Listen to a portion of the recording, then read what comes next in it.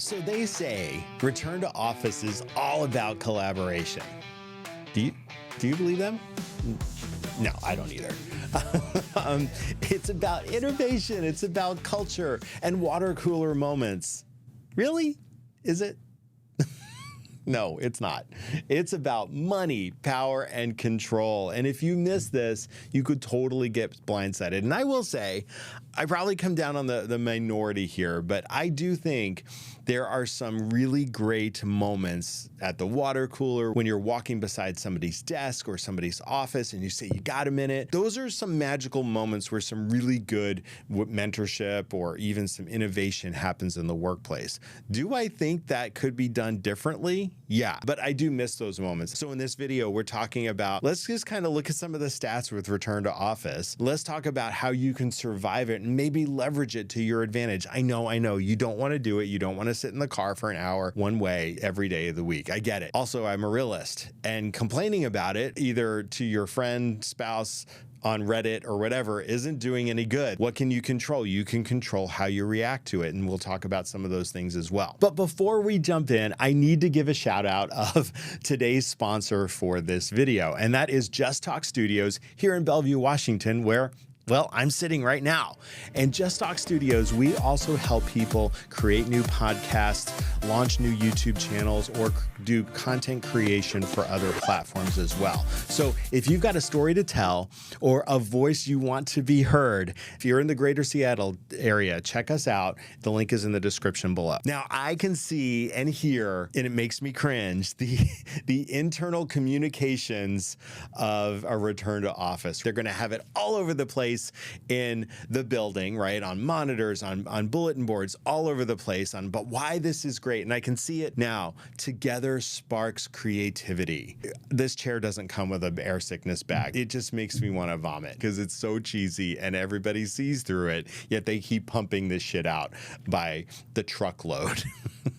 So, okay, I'm feeling exceptionally snarky today, so buckle up. RTO is probably here to stay. Return to office went from 63% in 2023 to 75% in 2024. So it's not going away. And I do think, we'll talk about this in a second, that some employers are differentiating themselves by continue to offer a workplace that does offer remote or flex or hybrid options. So 72% of orgs right now are mandating return to office, whether it's 4 days a week, whether it's 5 days a week. I saw an article from a company I used to work for, Starbucks, recently, that was talking about this future of work. Just called it what it is. Hey, if you're in a remote position, know that will negatively impact your prospects for getting a promotion down the road. Many companies don't do that. They are, being very draconian.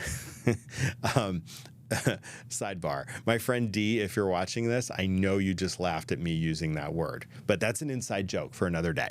Anyway, so they are being very draconian and saying either you move back to the office or you're done. And they're not offering any incentives to move back to the office, especially if you've moved out of state. I had one client when I worked at Nordstrom during the pandemic, when everybody was working remotely, she decides to move to some state in the middle of the country. Then she was mad when they said, no, the job is actually here in Seattle and you need to come back. She didn't want to come back.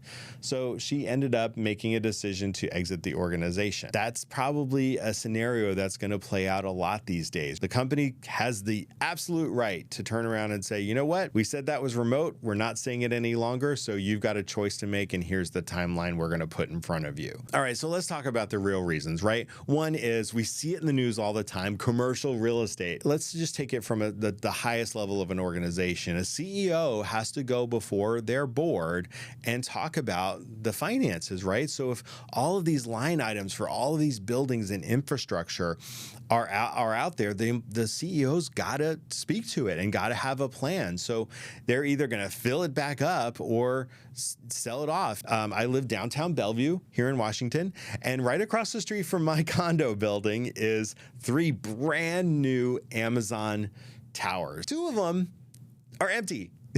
totally empty. They're just sitting there. They're brand new, waiting for people to move in. You can see it from a business standpoint.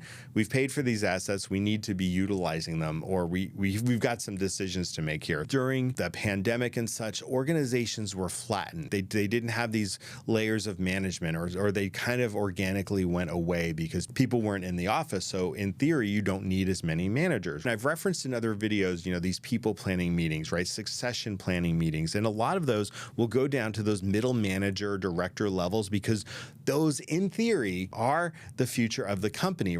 If you've got nobody in an office, that reduces some of the activity of that middle management layer from a development perspective. Now, somebody could argue, Rob, you can do that virtually. I don't disagree. I'm just kind of reading the mail to you that this is one of the key drivers too, is that we've got to build up what some of these middle managers do, and the only way you can do that is in person. Again, that's a person that's biased for being present to win, and that there are people that still believe butts and seats are the only way to go. And I know that might be antiquated to you, but I'm just saying that is the fact of the matter. That is reality. There's only 9% of people out there that say, yes, I believe that, and I want to be in an office. Some of these leaders, you can't change their mind. They are so entrenched in everything has to go back to the way it was before the pandemic. Now, I would flip the script on that too, to the people offering as a rationale for why they shouldn't have to come into the office is that they can't make it work financially or whatever it is. You did that before the pandemic.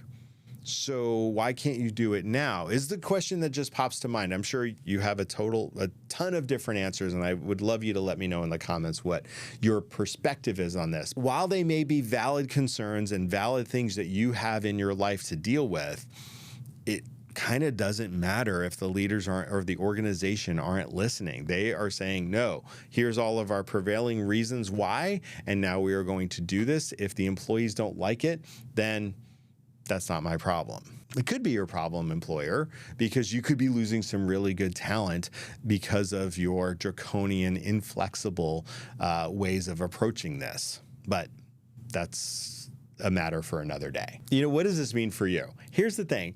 Presence doesn't equal performance. I have a good friend who has told me, I won't tell you where or what company because I want to protect her. What she does is on the days she has to be in the office, she will go in, badge in, because companies are looking at those badge in reports. If that is the kind of company you work for, they are actually looking at those. She will do laps around the floors, the various floors that she needs to be seen on. So certain leaders, and she will go by their offices multiple times until she's seen, hi, how you doing? She will bolt at lunch and go back home and get her work done. I would probably get caught. That's what would happen to me. There is so much politics now that you have to be present to win. Even if these leaders in the middle don't agree with it, they are going to fall in line behind the senior most leader of the company and say, yes, we have to be present to win. When you come at them with, I can't do this with my kids and all my other stuff, it's going to fall on deaf ears. I'm sorry to say. You need to be seen and be heard. So what can you do in this equation, right? You're in the office, make the most of your time there. I used to say this to my team all the time. I had a geographically dispersed team. So whenever we'd bring them in a couple times a year, I was like, you need to get in front of people and do some networking in this building that will pay off for your career down the line. Use those mandatory days in the office to work it to your advantage. Get on key leaders' calendars in the organization so that that can help your career later. When they are in those people planning meetings, discussing which jobs go away or who we want to promote, you are top of mind for multiple leaders in that equation. I'm getting off on a tangent, but I have a point. Stick with me. Suddenly, when they're talking about promotions, it's not just your boss saying nice things about you. All these other people around the room are doing that. And I've watched this happen as an HR person who's facilitated these kind of conversations. It's magic. Suddenly, that person goes to the top of the list as key talent that we are going to promote. The companies could be using return to office mandates as a way to get rid of people and reduce headcount, reduce budget line items from a labor perspective. So think about it that way. That's why watching for these signals is so important. 46% of employees, would actually leave the organization if absolutely forced back into the office. And I get that. I actually thought that was kind of low. On one hand, you could look at that as having that flexibility. If you are key talent in the organization, could be leverage for you to maintain that flexibility. Okay, but when push comes to shove, you still have your basic needs to fill, right? You need money, shelter, food. Yes, you could say, I don't want to go in the office, but if you can't find another job, what's your choice there? All right, I mentioned before, I'm going to underline it here. Some of the survival tactics is one, use that in-office time that you're begrudgingly doing now under duress to your advantage. Connect with those key leaders throughout the organization. Make a targeted effort to do that. I would also say work with your boss and say, hey, it's a struggle for me coming back, right? It's kind of upended our personal life with getting kids to school or daycare or whatever whatever you've got going on. Say, I need to protect some boundaries from a commute perspective. Can I shift my working hours? Can we have a flexible arrangement where I'm in 4 days a week and have one remote, or work within the confines of what they're saying from a return to office perspective and see if there can't be some common ground that can help you strike some boundaries. Flexible companies are probably still winning, right? Spotify comes to mind. I believe they're still in a, hybrid or remote workspace or whatever that is, right? Those options may be in super high demand. So get your resume out, show that you are the purple unicorn that they are looking for. You are that standout person, right? So you may have to put some thought into how you package yourself. RTO is not about collaboration. It's about control. It's about cost. It's about image. It's about perception. It's about leaders who are stuck in the butts and seats mentality. Butts and seats equals productivity, right? And yes, there are some people who are actually messing it up for the rest of the high performers that are working remote. They're sitting at home. They're doing their laundry. They're a hot mess on those Teams calls. They are not available. They're taking naps during the day. All of that type of stuff is not helping the cause for people to stay remote, right? Because they are lower performers. That's what leaders would point to, saying, hey, we've got people out there doing other things on the company time. If I put my business owner hat on, I wouldn't really appreciate that. I wouldn't appreciate having a slacker on my team who's not giving me 100%. RTO is here to say. The data proves it, right? There's still a 20% vacancy out there with commercial real estate. The mandates are rising. Again, it's not going away. We can complain about it. We may not like it, but it's not going away. You can either figure out what you can control and comply with it, or go be an entrepreneur. Maybe this is the catalyst that spurs you to action in starting your own business, doing whatever you've wanted to do for a long time. You don't want to go back to the office, so what are your options? Maybe take some stock of that. Half of the workers say they would walk, but would they actually walk is the question. I don't know that they could, because of the fact of, I've still got to put food on the table. I've still got to provide. There may be not another job that will afford me this flexibility. So I think that's a bit of a soft number. I would just say be ready for it, because they are going to get more and more demanding that you return to the office and less flexible over time, and we're already seeing that. I hope you found this helpful, and if you did, I would be absolutely honored if you would like this video and subscribe to my channel.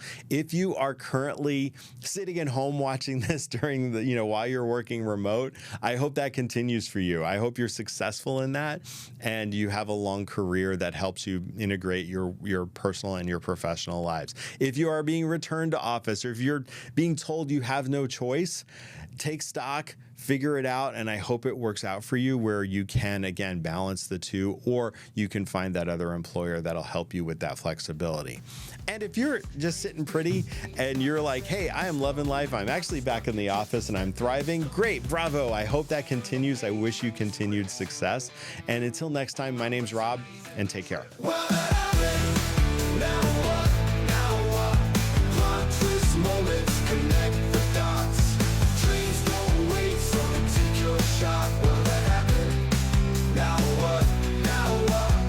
Video was recorded and produced by Just Talk Studios, the premier video podcasting studio in Bellevue, Washington. Visit justtalkstudios.com to learn more and book your session today.